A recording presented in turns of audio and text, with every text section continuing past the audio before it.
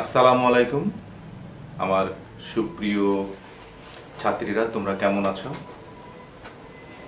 আল্লাহর মেহেরবানিতে হয়তো তোমরা সবাই সুস্থ এবং ভালো আছো।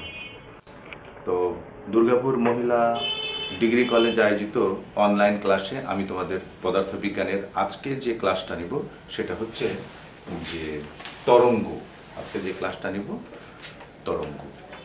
তো তোমরা নিয়মিত পড়াশোনা করছো। আজকে তরঙ্গের ক্লাসে আমরা তরঙ্গের সম্পর্কে কিছু বলতে চাই। সেটা হচ্ছে যে তরঙ্গের উৎপত্তিটা কি, কিভাবে তরঙ্গ উৎপত্তি হয়, তরঙ্গের উৎপত্তির কারণটা কি। দেখো যে একটা পুকুরে স্থির পানিতে যদি ঢিল ফেলা হয় তাহলে সেখানে কি হলো, পুকুরের পানিগুলো ওঠানামা শুরু করে দেয়, আন্দোলিত হয়, পর্যায়বৃত্ত আন্দোলনের সৃষ্টি হয় এবং সেখান থেকেই তরঙ্গের সৃষ্টি হয় এবং এই ঘটনাটা চলতে থাকে একেবারে কিনারা পর্যন্ত। তাহলে আসলে তোমার হচ্ছে ইয়েটা কি হয়, পুকুরে যখন আমরা ঢিল ফেলি তখন কি হয়, তখন এটা হয় পুকুরে ঢিল ফেলা হলো, ঢিলটা এসে পড়লো, ঢিল পানিকে বলে হট, এই পানি ফুটে গেল, এবার ঢিলটা নিচে পড়ে গেল, ওই জায়গাটা ফাঁকা থেকে গেল, পানিটা তরল পদার্থ পানিটা এসে ওই জায়গাটা পূরণ করার সময় একটা বেগে এসে পূরণ করার সময় এই উপরে উঠে গেল। এই যে আন্দোলন শুরু হলো, আবার এই আন্দোলন, এই আন্দোলন, এইভাবে এটা কন্টিনিউ চলতে থাকে। এটাই হচ্ছে তরঙ্গের উৎপত্তি। আবার আমি যে কথাটা বলছি সেই কথাটাও কি, এটাও কিন্তু একটা তরঙ্গ। এই তরঙ্গটা চারিদিকে ছড়িয়ে যাচ্ছে। পুকুরে যেমন ঢিল ফেললে পানির যে আন্দোলন, সেই আন্দোলনটা পুকুরের সর্বত্র চারিদিকে ছড়িয়ে যায়। এটাই হচ্ছে তরঙ্গ। তাহলে তরঙ্গের সংজ্ঞাটা কি? জড় মাধ্যমের কণাগুলোর কম্পনটা এমনভাবে হয় যে কণাগুলোর সাম্য অবস্থান থেকে কি হয়, পুকুরের ক্ষেত্রে সাম্য অবস্থান থেকে ওপরে নিচে দুলতে থাকে, খুব বেশি দূরে যায় না কিন্তু সাম্য অবস্থান থেকে কোনগুলো কণাগুলো উপরে নিচে দুলতে থাকে এবং এই যে শক্তির সঞ্চারটা স্থানান্তরিত হয়, শুধু কণাগুলো স্থানান্তরিত ঘটে না। এটাই হচ্ছে তরঙ্গ। আচ্ছা, তাহলে তরঙ্গের উৎপত্তি হওয়ার ঘটনাটা আমরা জানলাম। তো এইখানে দেখো যে তরঙ্গ এবং শক্তি, এটার সঙ্গে একটা সম্পর্ক। আমরা বললাম যে পুকুরের স্থির পানিতে একটা ঢিল ফেললাম, ঢিলটাকে ফেলার জন্য আমি হাত দিয়ে বল প্রয়োগ করেছি, সেই বলটা ঢিলের মাধ্যমে স্থানান্তরিত হয়ে ঢিলটা যখন পানির পৃষ্ঠকে স্পর্শ করে তখন পানির কণাগুলোতে এই ঢিলের শক্তিটা স্থানান্তরিত হয়ে যায় এবং এই শক্তিটা স্থানান্তরিত হওয়ার ফলে পানির কণাগুলো কি হয়, আন্দোলিত হওয়া শুরু করে, যেটাকে বলা হয় সরল ছন্দিত স্পন্দন, পর্যায়বৃত্ত আন্দোলন। এই আন্দোলনটা শুরু হয় এবং আন্দোলনটা চলতে থাকে একেবারে কিনারা পর্যন্ত। এটাই হচ্ছে শক্তির স্থানান্তরিত হচ্ছে। আচ্ছা, আমরা তরঙ্গের ক্ষেত্রে কিছু রাশি আছে আমাদের, যে জিনিসগুলো আমাদের জানতে হবে সেই রাশিগুলো হচ্ছে যে দোলনকাল। দোলনকাল। দেখো আমি এইখানে একটা চিত্র এঁকে রেখেছি, সেটা হচ্ছে সরল দোলক। সরল দোলক একটা দৃঢ় অবলম্বন থেকে সরল দোলকটাকে ঝুলানো আছে, এটা তার সুতা আর এটা তার বব, ধাতব গোলক। এটাকে আমি যদি অল্প বিস্তারে এটাকে যদি আমি কি হয় দুলে ছেড়ে দিই তাহলে সে এটা এদিক ওদিক দুলতে থাকে, এই তার গতিপথটা এই। আচ্ছা, তাহলে দোলনকাল হচ্ছে যে পর্যায়বৃত্ত আন্দোলন বা এই তরঙ্গটা, পর্যায়বৃত্ত আন্দোলনটা, দোলনটা হচ্ছে যে একটা প্রতি সেকেন্ডে যতগুলো কম্পন সম্পন্ন করে তাকে বলা হয় কম্পাঙ্ক, আর এক সেকেন্ডে সে যতগুলো কম্পন সম্পন্ন করে, আর একটা কম্পন সম্পন্ন করতে একটা পূর্ণ কম্পন সম্পন্ন করতে যে সময় লাগে সেটাকে বলা হয় দোলনকাল। তাহলে দোলনকালটা আবার বলি, দোলনকালের সঙ্গে কম্পাঙ্কের একটা সম্পর্ক আছে। দোলনকালটা হচ্ছে পর্যাবৃত্ত যে আন্দোলন বা এই তরঙ্গর কণা একটা পূর্ণ কম্পন সম্পন্ন করতে যে সময় লাগে তাকে বলা হয় দোলনকাল। দোলনকালকে আমরা কি দিয়ে প্রকাশ করি? টি দিয়ে প্রকাশ করি। আচ্ছা, প্রতি সেকেন্ডে এই তরঙ্গটা প্রতি সেকেন্ডে যতগুলো কম্পন সম্পন্ন করে তাকে বলা হয় কম্পাঙ্ক এফ। তাহলে কম্পাঙ্কের সঙ্গে দোলনকালের সম্পর্ক এফ ইকুয়াল টু 1/t। এই জন্য এর একক হচ্ছে 1/সেকেন্ড। সেকেন্ড ইনভার্স, সেকেন্ড ইনভার্সকে বলা হয় হার্জ, HERTZ, সংক্ষেপে HZ লেখা হয় সংক্ষেপে। তাহলে কম্পাঙ্কের একক সেকেন্ড ইনভার্স বা হার্জ, তাকে সংক্ষেপে HZ লেখা হয়, এটা কম্পাঙ্ক। আচ্ছা, এবার আসো বিস্তার। বিস্তারটা কি? এই যে সরল দোলকটা দেখতে পাচ্ছ, এখানে সরল দোলকটা দেখতে পাচ্ছ, এটা তার হচ্ছে সাম্য অবস্থান, স্বাভাবিক অবস্থান। আমি এটাকে যদি এ ধরি, এটাকে বি ধরি, আর এটাকে যদি সি ধরি, তাহলে এ তার সাম্য অবস্থান, এটা স্বাভাবিক অবস্থায় আছে। এখন এটাকে আমি আন্দোলনের জন্য এর উপর একটা ফোর্স প্রয়োগ করলাম, বল প্রয়োগ করলাম, তখন সেটা আন্দোলিত হলো। এখন এ সর্বোচ্চ যে দূরত্ব অতিক্রম করলো, সাম্য অবস্থান থেকে সর্বাধিক সরণকেই বলা হয় বিস্তার, অর্থাৎ সর্বাধিক সে বি পর্যন্ত গেল, এটাকেই বলা হয় বিস্তার। আচ্ছা, এরপরে আসছে যে দশা। এই তরঙ্গ, এই আমরা পুকুরের পানির ক্ষেত্রে আসি, সেই পানির কণাগুলো যে কোনো একটা সময়ে তরঙ্গস্থিত, যে কোনো একটা সময়ে তার ওই সময়ের সাম্যৈক্য অবস্থান, এটাই হচ্ছে দশা। ওই সময়ে সে যে গতিতে আছে, গতির সাম্যৈক্য অবস্থানটাকেই বলা হয় দশা।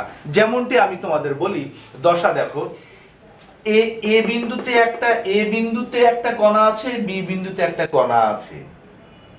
এখন এই কণাটা সাম্য অবস্থান থেকে এইদিকে সরে গেলে বি কণাটা সাম্য অবস্থান থেকে ডান দিকে সরে যাবে। কেন সরে যাবে? কারণ তারা সমদশায় আছে। তাহলে এ থেকে বি পর্যন্ত আসলে তাদের দশার পরিবর্তন হবে কত? এইখান থেকে এতটুকু আসতে পাই, এইখান থেকে এতটুকু আসতে পাই, টুয়াইস পাই, এটাই হচ্ছে দশা। এই পেনটা এই অবস্থায় আছে, তাহলে এখন এর দশার যদি আমি পাই পরিবর্তন করতে চাই, তাহলে দশা পরিবর্তন যদি পাই করতে চাই, তাহলে এই পেনটা এই। যদি টুয়াইস পাই করতে চাই তাহলে কি হবে? পাই যদি পরিবর্তন করতে চাই তাহলে পাই যদি পরিবর্তন করতে চাই তাহলে এই, আর টুয়াইস পাই আবার এই, আর পাই বাই 2 মানে এই যে এটা এই অবস্থায় আছে, তার দশার পরিবর্তন যদি পাই বাই 2 হয়, তাহলে এই যে পাই বাই 2 90 ডিগ্রি অ্যাঙ্গেলে সে সরে গেল। এখান থেকে পাই যদি হয় তাহলে এত, আর টুয়াইস পাই যদি হয় এই গিয়ে এই, এটাই হচ্ছে টুয়াইস পাই, তার দশার পরিবর্তন ঘটলো। আচ্ছা, এরপরে আমরা আসছি তরঙ্গ দৈর্ঘ্য। তাহলে দোলনকাল, কম্পাঙ্ক, দোলনকাল প্রত্যেকটি ওই পর্যাবৃত্তে সম্পন্ন কোন কণার একটি দোলন সম্পন্ন করতে যে সময় লাগে তাকে বলা হয় দোলনকাল। এই সময়ে ওই কণাটা যে দূরত্ব অতিক্রম করে তাকে বলা হয় তরঙ্গ দৈর্ঘ্য। ওই সময়ে এই কণাটা যে দূরত্ব অতিক্রম করে তাকে বলা হয় তরঙ্গ দৈর্ঘ্য। এই যে এই কণাটা এইখান থেকে এই সময়ে এত দূরত্ব অতিক্রম করেছে, তরঙ্গ দৈর্ঘ্যকে কি দিয়ে প্রকাশ করা হয়? ল্যামডা দিয়ে প্রকাশ করা হয় তরঙ্গ দৈর্ঘ্য। আচ্ছা, আর তরঙ্গ বেগ, তরঙ্গস্থিত কণা, পর্যাবৃত্ত আন্দোলন সমূহ তরঙ্গের কণা, এই কণাগুলো নির্দিষ্ট দিকে একক সময়ে যে দূরত্ব অতিক্রম করে তাকে বলা হয় তরঙ্গ বেগ। আর আরেকটা হচ্ছে তরঙ্গ মুখ। তরঙ্গ মুখটা কি? কোন তরঙ্গের উপরিস্থিত সমদশা সম্পন্ন কণাগুলোর গতিপথটাকেই বলা হয় তরঙ্গ মুখ। সমদশা সম্পন্ন কণার গতিপথকেই বলা হয় তরঙ্গ মুখ। এ গেল আমাদের কিছু রাশি। তারপরে তোমরা এসএসসি লেভেলে তোমাদের জানা আছে যে সেটা হচ্ছে V equal to F lambda. ভিটা হচ্ছে তরঙ্গের বেগ, এটা হচ্ছে বেগ, এটা হচ্ছে তরঙ্গের বেগ, এটা হচ্ছে কম্পাঙ্ক, আর এটা হচ্ছে দৈর্ঘ্য, তরঙ্গ দৈর্ঘ্য। এই সমীকরণটা তোমাদের জানা আছে, v equal two f lambda. আচ্ছা, এটা তাহলে আমরা এটা নতুনভাবে আর করছি না, তোমাদের এটা জানা আছে। এরপরে আমরা আসি, সেটা হচ্ছে যে তরঙ্গের প্রকারভেদ। তরঙ্গ কয় প্রকার? তরঙ্গ দুই প্রকার। একটা হচ্ছে ট্রান্সভার্স ওয়েভ, এক নম্বর হচ্ছে ইংরেজিতে লিখি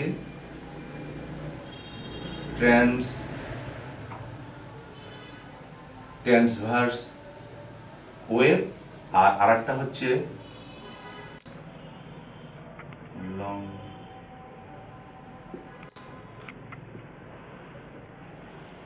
লংগিটিউডিনাল ওয়েভ। এটা ট্রান্সভার্স ওয়েভ মানে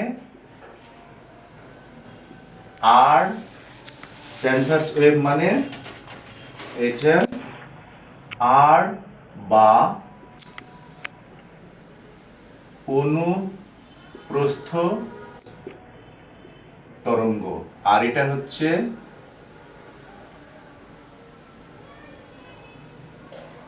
লম্বিক বা অনুদৈর্ঘ্য তরঙ্গ, লংগিটিউডিনাল আর ট্রান্সভার্স ওয়েভ। ট্রান্সভার্স ওয়েভ তরঙ্গ দুই প্রকার, একটা আর্ট তরঙ্গ আর একটা লম্বিক তরঙ্গ, অনুপ্রস্থ তরঙ্গ আর অনুদৈর্ঘ্য তরঙ্গ। Transverse wave, longitudinal wave. তাহলে ট্রান্সভার্স ওয়েভটা কি জিনিস? ট্রান্সভার্স ওয়েভ হচ্ছে যে তরঙ্গ জড় মাধ্যমের কণাগুলোর কম্পনের দিকের সাথে সমকোণে অগ্রসর হয় তাকে বলা হয় ট্রান্সভার্স ওয়েভ বা অনুপ্রস্থ তরঙ্গ। আর যে তরঙ্গটা তার কম্পনের দিক এবং তরঙ্গ প্রবাহের দিক কোথায় থাকে? পরস্পর সমান্তরালে থাকে, সেটাকে বলা হয় লম্বিক তরঙ্গ বা অনুদৈর্ঘ্য তরঙ্গ। আমি এটার উদাহরণ দিতে পারি। এই যে আমি কথাগুলো বলছি, সেই কথাটা কি হচ্ছে যে বাতাসের সংকোচন হচ্ছে, কোথাও প্রসারণ হচ্ছে। যেমনটি একটা স্প্রিংকে টেনে ছেড়ে দিলে যে ঘটনাটা ঘটে সেটাই হচ্ছে লম্বিক তরঙ্গ। স্প্রিংকে টেনে ছেড়ে দিচ্ছি, এই যে এখানে সংকোচন হয়ে গেল, মানে আবার এই প্রসারণ, এইখানে যদি হয় তাহলে এখানে কি হবে? এই সংকোচন প্রসারণ। এটা হচ্ছে অনুপ্রস্থ তরঙ্গ, এটা হচ্ছে অনুদৈর্ঘ্য তরঙ্গ। আচ্ছা, তাহলে এই তরঙ্গ প্রবাহিত হচ্ছে এইদিকে, এইদিকে, আর সংকোচন প্রসারণ হচ্ছে এইদিকে, সুতরাং সমান্তরালে। তরঙ্গ প্রবাহিত হচ্ছে এইদিকে আর আন্দোলিত হচ্ছে উপরে নিচে, এই যে এইভাবে, সুতরাং সমকোণে, তরঙ্গ প্রবাহের সঙ্গে সমকোণে থাকে। আচ্ছা, এখানে কি আছে? এইখান থেকে এটাকে বলা হয় বিস্তার, এখান থেকে এটাকে বলা হয় বিস্তার, সর্বাধিক সরণ। আচ্ছা, আর এটাকে বলা হয় তরঙ্গ চূড়া, আর এটাকে বলা হয় তরঙ্গ খাঁজ। এটা খাঁজ, এটা সংকোচন, এটা প্রসারণ। এই দুটো তরঙ্গের ভেতরে বৈশিষ্ট্য। এছাড়া আমাদের এরপরে আমরা আসছি, সেটা হচ্ছে যে অগ্রগামী তরঙ্গ। যে তরঙ্গ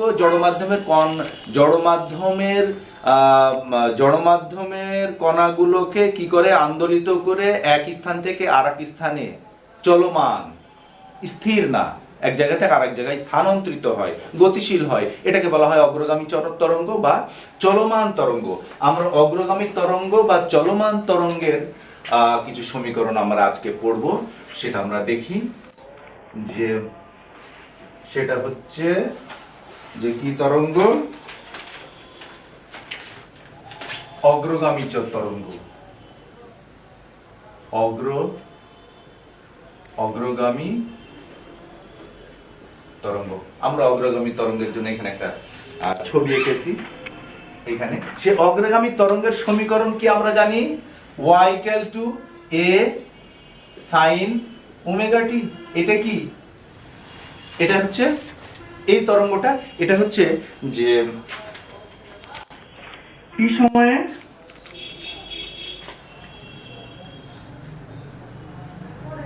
টি সময়ে সাম্যাবস্থান থেকে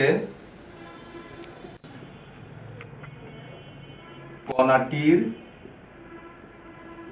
সরণ এ বিস্তার ওমেগা কৌণিক কম্পাঙ্ক। ঠিক আছে, এখন আমরা কি জানি কৌণিক কম্পাঙ্কটাকে, আমরা কি জানি কৌণিক কম্পাঙ্কটা হচ্ছে ওমেগা। ওমেগা ইকুয়াল টু আমরা কি জানি টুয়াইস পাই বাই টি, সুতরাং টুয়াইস পাই এফ। আচ্ছা, এইবার দেখা যাক, এইবার আমরা বলতে পারি সেটা হচ্ছে যে এই চলমান তরঙ্গের বা অগ্রগামী তরঙ্গের ক্ষেত্রে এ বিন্দুতে যে কণাটা আছে, বি বিন্দুতে যে কণাটা আছে, এ বিন্দুতে যে কণাটা আছে সেটা সাম্য অবস্থান থেকে সামনের দিকে অগ্রসর হলে বি কণাটা অগ্রসর হয়। তার কারণ হচ্ছে এ বিন্দু এবং বি বিন্দুতে, এ বিন্দু এবং বি বিন্দুতে কণাটি সাম্য অবস্থানে আছে। তাহলে এ এবং বি বিন্দুতে মধ্যবর্তী যে দূরত্ব সেটাকে আমরা বলবো যে তরঙ্গ দৈর্ঘ্য ল্যামডা। তাহলে ল্যামডা দূরত্ব অতিক্রমকালে এই কণাটা যে কৌণিক দূরত্ব অতিক্রম করে সেটা হচ্ছে টুয়াইস পাই। ল্যামডা দূরত্ব অতিক্রমকালে এই কণাটা যে কৌণিক দূরত্ব অতিক্রম করে সেটা হচ্ছে এই পাই টুয়াইস পাই। তাহলে টুয়াইস পাইটা এই দুটো কণার মধ্যবর্তী দশার পরিবর্তন বা দশা পার্থক্য। আচ্ছা, তাহলে এখন আমরা লিখতে পারি যে এবি মানেই হচ্ছে ল্যামডা, এবি মানে ল্যামডা। এখন এই এবি এসি পথে এটা যাওয়ার সময় আমরা ধরে নিই কণাটা এ বিন্দু থেকে এক্স দূরত্ব অতিক্রম করে পি বিন্দুতে আসলো। তাহলে এই বিন্দুতে, এই পি বিন্দুতে তার দশার পার্থক্যটা কত? দশা পার্থক্য যদি আমরা ফাই বলি তাহলে ফাই সমান কত হবে দশা পার্থক্য? ল্যামডা দূরত্ব অতিক্রম করার জন্য, ল্যামডা দূরত্ব অতিক্রম করার জন্য কৌণিক দূরত্ব নেয় টুয়াইস পাই। তাহলে এক্স দূরত্ব অতিক্রম করার জন্য হবে twice pi by lambda into x. তাহলে phi equal to twice pi by lambda into x. এটা আমাদের দশা পার্থক্য আমরা পেয়ে গেলাম। এবার আমরা সরণ, ওই কণাটার সরণের সমীকরণ y ইকুয়াল টু কি লিখি? a sin ওমেগা মানে twice pi F T minus phi twice pi by lambda into X. আমরা জানি v equal to F lambda, সুতরাং f equal to v by lambda. এখানে মানটা বসাই দিই, তাহলে কি হবে? a sin twice pi v t by lambda minus twice pi by lambda into X. সুতরাং a sin twice pi by lambda যদি কমন নেওয়া হয় তাহলে vt মাইনাস এক্স। এটাই হচ্ছে সমীকরণ অগ্রগামী তরঙ্গের। এখন আমরা x এর মান জেনে যে কোনো মুহূর্তে তার দশা পরিবর্তন কত হচ্ছে, তার সরণের সমীকরণ কত আমরা এটা জানতে পারি। এটাই অগ্রগামী বা চলমান তরঙ্গের সরণের সাধারণ